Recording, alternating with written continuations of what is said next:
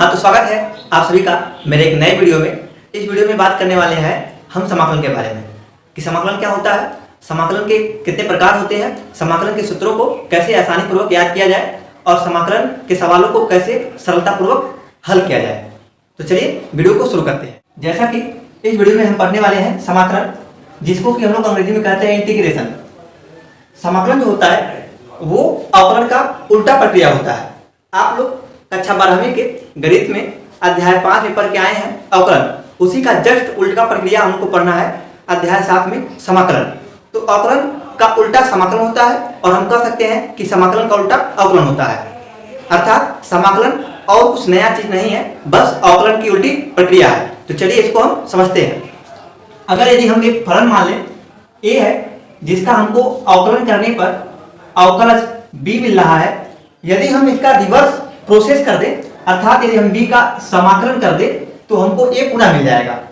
अर्थात ए का जिस प्रकार अवकलन करने पर बी मिल रहा है, उसी प्रकार से यदि हम बी का समाकलन कर दें तो पुनः हमको ए प्राप्त हो जाएगा। अर्थात जिस प्रकार से हम पानी को ठंडा करते हैं तो बर्फ के रूप में आ जाता है, और फिर बर्फ को जब हम गर्म करते हैं अर्थात टेम्परेचर को बढ़ाते हैं तो वो बर्फ जो होता है वो जल के रूप में आ जाता है। उसी प्रकार से ये भी एक रिवर्स प्रोसेस है। जैसे कि हमने ए का अवकलन किया तो बी प्राप्त हुआ और बी का समाकलन किया तो ए प्राप्त हुआ। ठीक उसी प्रकार से जिस प्रकार से हमने जल को ठंडा किया तो बर्फ मिला और बर्फ का टेम्परेचर बढ़ाया अर्थात गर्म किया हमने तो हमको जल प्राप्त हुआ। जिस प्रकार से ये रेसिप्रोकल रिलेशन है, उसी प्रकार से अवकलन और समाकलन रेसिप्रोकल रिलेशन होता है, अर्थात व्युत्क्रम प्रक्रिया होती है दोनों। ठीक इसी प्रकार यदि हम कोई फलन मान लें जो कि कैपिटल एफ है, उसका हम एक्स के सापेक्ष अवकलन कर रहे हैं, तो जो हमको रिजल्ट मिल रहा है वो स्मॉल। तो जब हम स्मॉल एफ का एक्स के सापेक्ष समाकलन करेंगे तो पुनः हमको कैपिटल एफ प्राप्त हो जाएगा, अर्थात जहां से हम चले थे वहीं पहुंच जाएंगे। तो प्रक्रिया ये होती है कि अगर किसी फलन का अवकलन करें तो जो प्राप्त होता है पुनः यदि उसका हम समाकलन कर दें तो हमें पहले वाला जो फलन होता है वह प्राप्त हो जाता है। समाकलन के चिन्ह को हम लोग ऐसे लहराते हुए सांप की तरह दिखाते हैं और इसके बगल में ये दिखा देते हैं कि हम समाकलन किसके सापेक्ष कर रहे हैं। यदि पढ़ने की प्रयास करें तो इसको इस प्रकार से पढ़ा जा सकता है, स्मॉल एफ का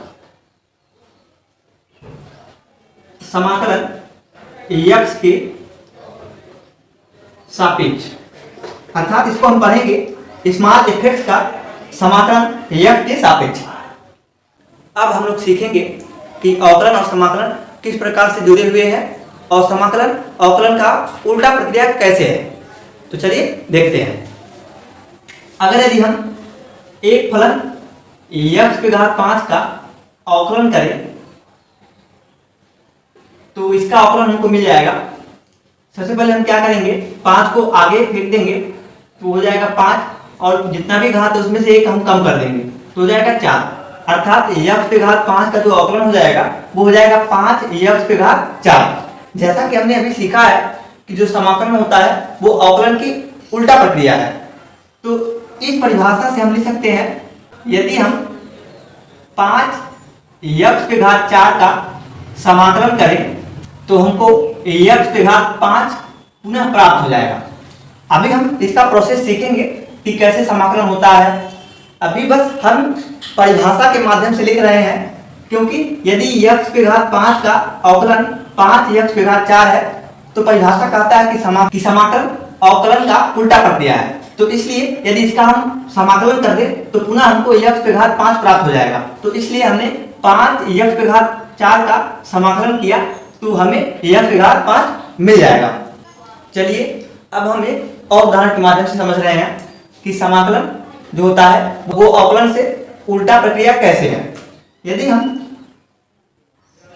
sin x का अवकलन कराएं तो आपको मैं आशा करता हूं कि सूत्र याद ही होगा, जैसा कि आप अवकलन पढ़ के आए होंगे।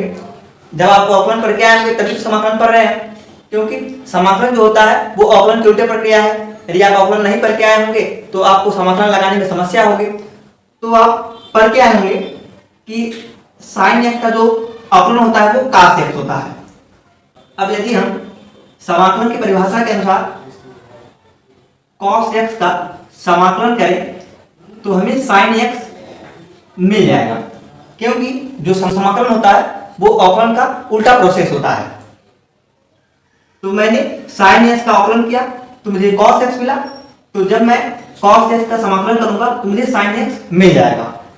जैसा आप देख रहे हैं कि यदि हमको sin x का अवकलन मालूम था तो हमने उसकी सहायता से उसका समाकलन भी ज्ञात कर लिया। तो वैसे ही अब हम कुछ अवकलन के सूत्रों की सहायता से समाकलन के सूत्रों को सीखेंगे। तो चलिए देखते हैं। सबसे पहले हम लोग अवकलन के सूत्र देखेंगे, फिर उसका उल्टा प्रक्रिया करके हम समाकलन का सूत्र भी इधर लिखेंगे। ठीक है, यदि आपको अवकलन के सूत्र याद है तो आपको समाकलन के सूत्रों को याद करने में कोई कठिनाई नहीं होगी।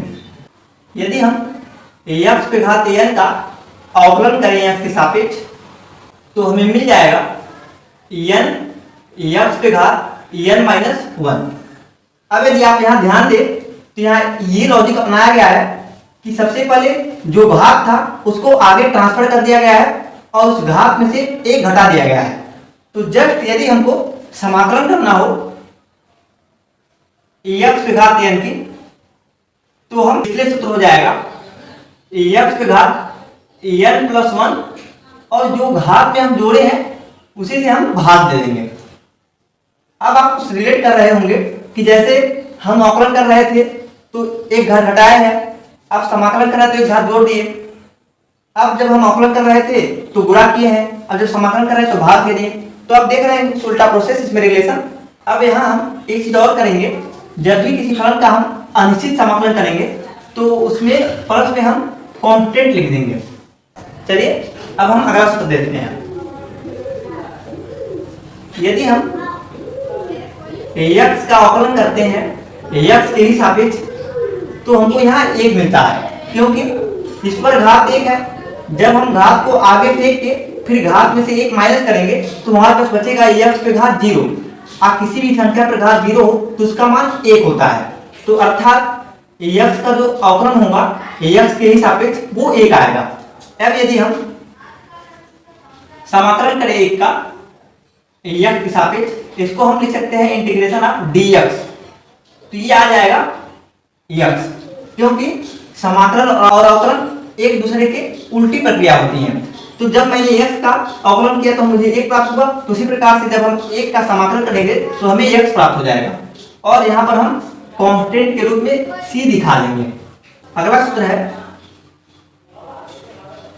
d by dx sin x। तो sin x का जो अवकलन होता है वो cos x होता है। अब यदि हम cos x का समाकलन कर दें तो वो हमारा sin x आ जाएगा प्लस में c। अगला सूत्र है यदि हम d by dx cos x करें, अर्थात यदि हम cos x का अवकलन निकालें तो वो आता है माइनस sin x।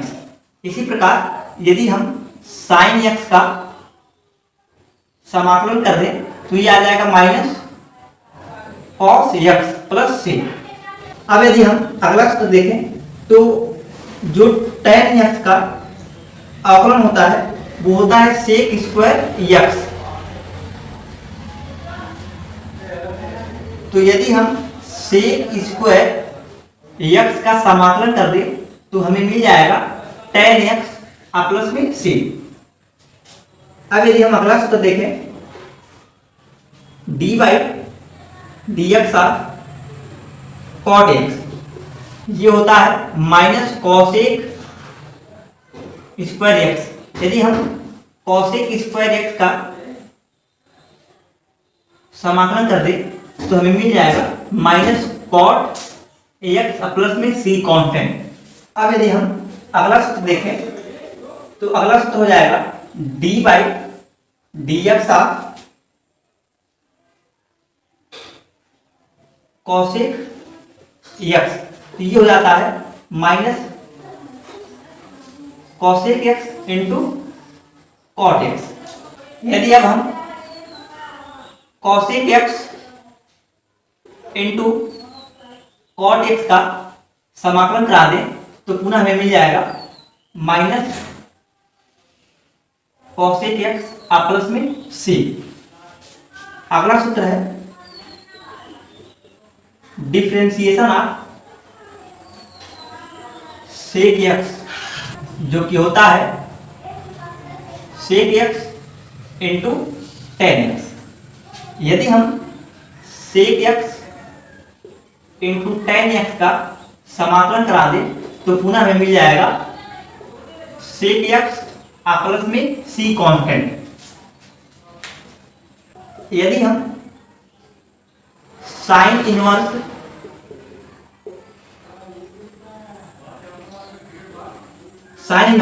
एक्स का अवकलन करें तो ये हमको मिलता है 1/रूट में 1 माइनस एक्स स्क्वायर। तो यदि पुनः हम 1/रूट में 1 माइनस एक्स स्क्वायर का समाकलन कर दे तो ये हमें पुनः मिल जाएगा साइन इनवर्स एक्स प्लस में सी। अब यदि हम कॉस इनवर्स एक्स का अवकलन देखें तो ये हमको मिलता है -1/रूट में 1 माइनस एक्स स्क्वायर। अब यदि हम इसका इंटीग्रेशन कर दे तो मिल जाएगा हमको 1/रूट में 1 माइनस एक्स स्क्वायर का इंटीग्रेशन हो जाएगा minus cos inverse x plus c.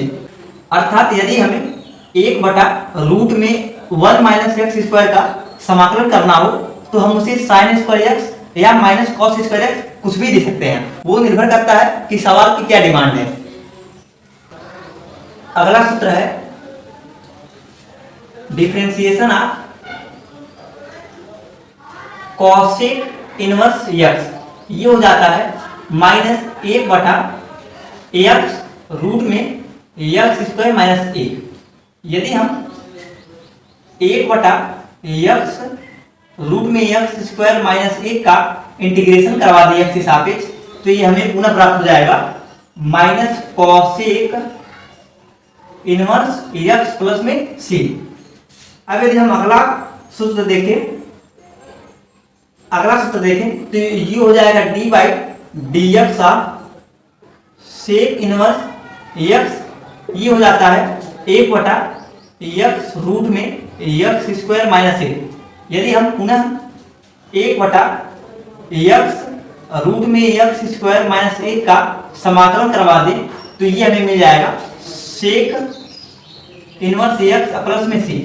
अर्थात आप 1/x रूट में एक्स स्क्वायर माइनस 1 का जब समाकलन तो आप उसे माइनस कॉसेक इनवर्स एक्स या सेक इनवर्स एक्स दोनों में से कुछ भी सकते हैं जैसा कि सवाल का डिमांड होगा। अब हम 13वां सूत्र देख लेते हैं। यदि हम d/dx निकालें e⁻x का, जहां पर e जो है नेपियर स्थिरांक होता है, तो यदि हम e⁻x का अवकलन निकालें तो ये e⁻x ही होता है।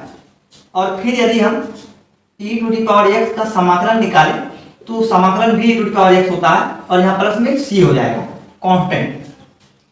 अब यदि हम अगला सूत्र देख लें जो कि है d/dx ऑफ a⁻x, जहां पर a कोई स्थिरांक है और x जो है जिसके सापेक्ष अवकलन हो रहा है। उदाहरण रूप में जैसे 5/x, तो यदि हम इसका अवकलन करेंगे तो हमको मिल जाएगा log a इंटू a/x। इसको हम ऐसे न लिख के ऐसे लिख दें तो बढ़िया रहेगा, a/x इंटू log a। अब यदि हम a/x का इंटीग्रेशन करवाएं अर्थात समाकलन करवाएं तो हमको मिल जाएगा a/x और यहाँ पर हम log a से भाग दे देंगे और प्लस में c कांस्टेंट है। अब हम एक सूत्र की और बात कर लेते हैं जो कि है d/dx ऑफ log x। यदि हम log x का अवकलन करते हैं तो ये हमको मिलता है 1/x। यदि पुनः हम 1/x का समाकलन करवा दें तो ये हमें मिल जाएगा log x प्लस में c। अब हम आप लोगों को कुछ विशेष बातें बता देते हैं, जैसे कि जब हम अवकलन कर रहे थे और अवकलन करते समय एक से अधिक पद आ जाते थे तो हम उनको अलग अलग सेपरेट करके भी अवकलन कर ले रहे थे, तो उसी प्रकार हम समाकलन में भी कर सकते हैं। जैसे यदि हमको डी बाई डी एक्स निकालना हो u प्लस बी का, जहाँ पर u और v जो है x में कोई फलन है, तो इसको हम लिख सकते हैं d by d x of u plus में d by d x of v, अर्थात हम इन लोगों का अलग अलग अवकलन कर सकते हैं। उसी प्रकार से यदि हमको इंटीग्रेशन करना हो u प्लस v का x के सापेक्ष, तो इनको हम अलग अलग सेपरेट करके भी समाकलन कर सकते हैं, अर्थात integration of u with respect to dx plus integration of v with respect to dx। और ऐसे घटाना में भी हो सकता है, अर्थात दो फलन घट रहे हों तो उनका अवकलन आप अलग अलग घटाना चिन्ह के साथ कर सकते हैं। और यदि आप समाकलन कर रहे हो तो घटाना चिन्ह हो तो आप जो है घटाना चिन्ह के साथ सेपरेट करके अलग अलग उनका समाकलन कर सकते हैं। और समाकलन में हम u इंटू v का जो सूत्र होगा उसको हम खंडहस्ता समाकलन में सीखेंगे आगे, जो कि समाकलन का प्रकार है। ठीक है, अब हम इस वीडियो में बात करने वाले हैं कि समाकलन की आवश्यकता क्यों पड़ी। तो दरअसल समाकलन की आवश्यकता तब पड़ी जब किसी फलन की अवकलन हमको प्राप्त थी और उस अवकलन से हम किस प्रकार उस फलन को प्राप्त करें। इस समस्या को सुलझाने के लिए गणितज्ञों ने समाकलन की खोज की और एक आवश्यकता और पड़ी, कुछ ऐसे फलनों के ग्राफ आलेख जो कि अनियमित रूप से होते हैं, अगर उनके नीचे के बाउंडेड क्षेत्र को हमको निकालना है, अर्थात उनका क्षेत्रफल निकालना है, तो किस प्रकार निकाला जाए। तो इन दोनों समस्याओं को सुलझाने के लिए गणितज्ञों ने समाकलन की खोज की। जब आप 12वीं के बाद इंजीनियरिंग का तैयारी करेंगे या इंजीनियरिंग की पढ़ाई करेंगे, तब वहां आप समाकलन के अनुप्रयोग को और भी अच्छी तरीके से देखेंगे और समझेंगे। आपके कक्षा 12वीं गणित में जो अध्याय 8 है, अर्थात जो हम पढ़ रहे हैं इसके बाद जो अध्याय 8 है, उसमें आपको समाकलन के अनुप्रयोग ही पढ़ने हैं। चलिए अब हम समाकलन के प्रकार को देख लेते हैं कि समाकलन कितने प्रकार का होता है। तो समाकलन को दो प्रकार से क्लासिफाई किया गया है। पहला अनिश्चित समाकलन और दूसरा निश्चित समाकलन।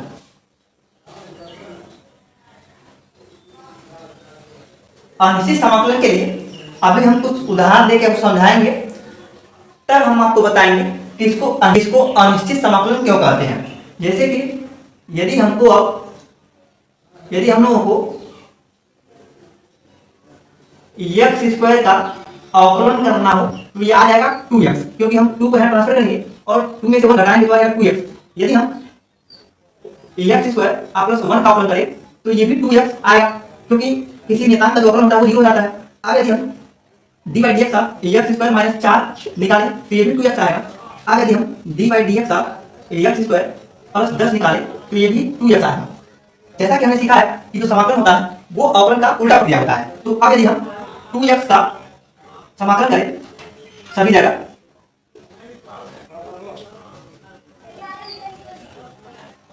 तो आप देखेंगे कि ये एक्स स्क्वायर ही आ रहा है।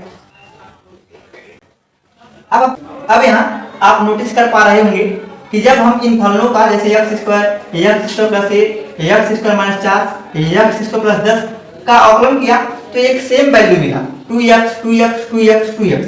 जब हम फिर इन वैल्यूओं का 2x, 2x, 2x, 2x दो की सेम है, जब समाकलन करेंगे तो सेम वैल्यू मिलेगा, जिसके अंतर्गत ये जो इनके साथ वैल्यू थी 1, 4, 10 ये सब गायब हो जाएंगे। तो यहाँ कुछ ना कुछ अनिश्चितता बना रहेगा कि कहीं ना कहीं यहाँ जब हम अवकलन किए होंगे तो कोई वैल्यू यहाँ पर जो है 0 हो गया होगा, क्योंकि नियतांक का जो अवकलन होता है वो 0 हो जाता है। तो इसलिए हम उस अनिश्चितता को ध्यान में रखते हुए यहाँ कांस्टेंट सी लगा देते हैं। निश्चित समाकलन में कुछ नया नहीं होता है, हालांकि प्रोसेस वही होता है, परंतु हम यहाँ सीमा लगा देते हैं। सीमा मतलब कि हम समाकलन कहाँ से कहाँ तक कर रहे हैं। जैसे उदाहरण के लिए हम यहाँ समाकलन a से b तक कर रहे हैं, फलन f(x) का x के सापेक्ष। तो ऐसे समाकलनों को हम निश्चित समाकलन कहते हैं, जिसको हम निम्नतम सीमा से उच्चतम सीमा तक करते हैं। अब हम अनिश्चित समाकलन और निश्चित समाकलन के बारे में विस्तार से चर्चा आगे के प्रश्नावली में करेंगे। जैसा कि इसमें कुल 11 प्रश्नावलियां दी गई हैं, जिसमें से 7.1 से लेकर 7.7 तक बात हुई है अनिश्चित समाकलन की, और आगे 7.8 से लेकर के 7.11 तक बात हुआ है निश्चित समाकलन की। जैसा कि 7.8 जो प्रश्नावली है किसी किसी बोर्ड में कट गया है। तो इस वीडियो में बस इतना ही, मिलेंगे अगले वीडियो में उदाहरणों और कुछ प्रश्नों के साथ। धन्यवाद।